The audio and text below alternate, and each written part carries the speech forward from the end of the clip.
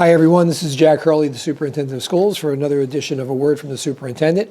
As we wind down the month of October and head into November, it's hard to believe that November brings about the end of the first quarter of the school year. As we get to mid-month, that's the time when first quarter report cards in the upper grades are finalized and printed out. And we start moving into the real winter months, into the heart of the school year. It's been a good start to the school year, a lot of activity throughout the district. And again, I encourage you to participate in those things that are available to the public by frequently checking messages from your school and checking the calendar on the website. A couple of upcoming activities, some of these again may have already occurred by the time you see them, but I do want to mention that on Monday, October 23rd at the board meeting, the annual Scholastic Awards are going to be given out to our students. We have 210 students at the high school, or thereabouts, so that's an approximate number. We're pretty close to that number. Who are going to be receiving awards, and that's a large amount of students who have achieved a high level of academic excellence for either 1 year, 2 years, or 3 years of their high school journey. For those students who are seniors, if they maintain that mark this year, they'll receive a 4-year award at graduation. So we congratulate the students and their parents and the teachers and the administration at the high school. And again, some good academic news coming out of the high school, that once again we have been selected as a school of distinction, an honor roll student, honor roll school, by the College Board in our AP results. And that means we have a large number of students taking the test, but even more importantly, a large number of students who are earning what's considered the score that can earn you college credit of a 3, a 4, or a 5 on the advanced placement test. So once again, congratulations to all on that accomplishment. I mentioned that we've been doing a lot of deep dives into various aspects of our curriculum and our process, and those deep dives are continuing.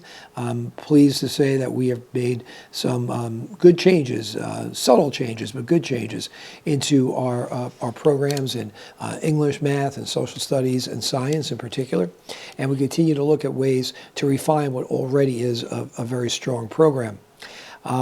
We are continuing also work on the profile of the Rutherford graduate. I have been out to PTA meetings so far. I've met with the PT Council, those PTAs at Washington and Lincoln, and also at the high school. And in upcoming month or so, I'll be attending a PTA meeting at Pierpont Union and the Kindergarten Center. And I'll be explaining a little more about the profile of the graduate and asking the parents in attendance if they have any thoughts about it that they would share with me and with the committee that's putting this profile together. Also, the fall season is winding down, where a lot of our activities are more in the athletic field and the marching band, and they're mostly outdoor activities. And you can certainly be checking our website for dates and times of various competitions as the athletic teams begin to move into state tournament play as we get into October and November. And if you haven't been out to see one of the teams yet, there's still time to do that. So come on out and support them. And of course, at the football games, you will see also our band and our cheerleaders. And our band has also been, our rejuvenated band has been performing also at the games, but also in competition this year.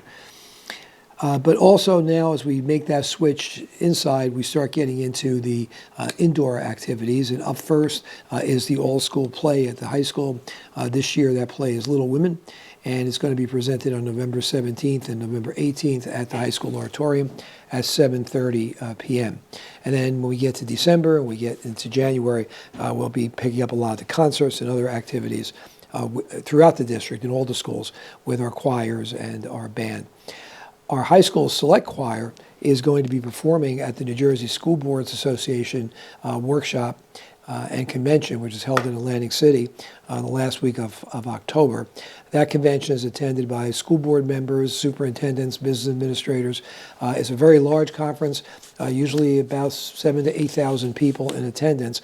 And our choir will be performing on Wednesday. I want to make sure I get the date correct. On Wednesday, October 25th, in the convention center as the conferences going on. So we again are proud of that and congratulate Ms. Blanchard, and the members of the choir will be making the journey down to Atlantic City to perform at this rather large educational conference.